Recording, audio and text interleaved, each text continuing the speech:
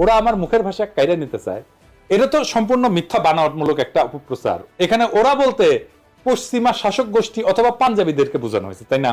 প্রথম পয়েন্ট হইতেছে কায়েদে আজম জিন্নাহ যে ঘোষণা দিছিলেন, সেটা হইতেছে পাকিস্তানের সংবিধানে অফিসিয়াল ভাষা বা স্টেট ল্যাঙ্গুয়েজ কি হবে, রাষ্ট্র ভাষা কি হবে। কারো মাতৃভাষা নিয়ে সেই ভাষণে কোনো আলোচনা হয় নাই, তাই না? মাতৃভাষার অফিসিয়াল ল্যাঙ্গুয়েজ দুইটা ভিন্ন জিনিস। অফিসিয়াল বা স্টেট ল্যাঙ্গুয়েজ কি?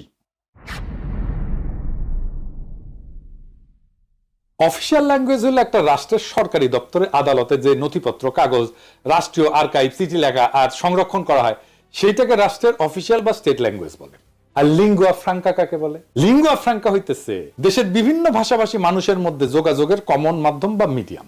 একটা দেশে বিভিন্ন ভাষার মানুষ বাস করতে পারে, যেমন ধরেন সোভিয়েত ইউনিয়ন, বহু জাতি বাস করত, Russian, Ukrainian, Georgian, Armenian, Kazakh, Tajik, Bashkir, Turkmen, Latvian, এরকম 15টা ভাষা গোষ্ঠী ছিল, বড় বড় ভাষা গোষ্ঠী। এর প্রত্যেকটা এখন আলাদা আলাদা দেশে হয়ে গেছে, এবং আরো শত শত ক্ষুদ্র ভাষা গোষ্ঠীর মানুষ ছিল সোভিয়েত ইউনিয়ন। তো এদের মধ্যে লিঙ্গুয়া ফ্রাঙ্কা ছিল রাশিয়ান, আর সোভিয়েত ইউনিয়নের অফিসিয়াল ভাষাও ছিল রাশিয়ান। আসল কথা হইতেছে অফিসিয়াল ল্যাঙ্গুয়েজের সাথে নিজের মাতৃভাষা, একটা এলাকার কথ্য ভাষা বিলুপ্ত হয়ে যাওয়ার কোনো সম্পর্কই নাই, থাকতে পারে না। এটা খুব অদ্ভুত এবং স্থূল একটা দাবি, নিতান্তই হাস্যকর।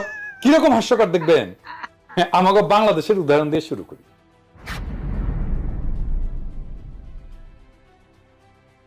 বাংলাদেশের অফিসিয়াল ভাষা হচ্ছে বাংলা, তাই না? আমরা তো সবাই জানি রাষ্ট্রভাষা বাংলা।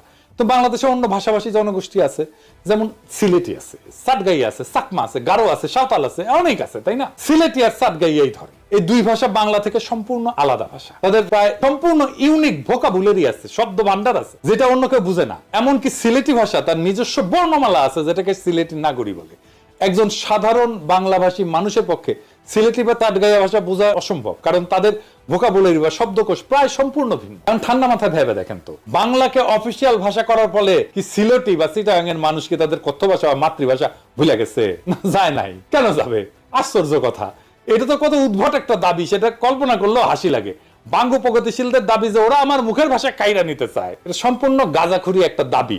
এখন যদি চিটাগাং বা সিলেটের ভাইয়েরা যদি বলে ওরা আমার মুখের ভাষা কাইরা নিতে চায়, তাহলে বাঙ্গ প্রগতিশীলরা কই যাবে?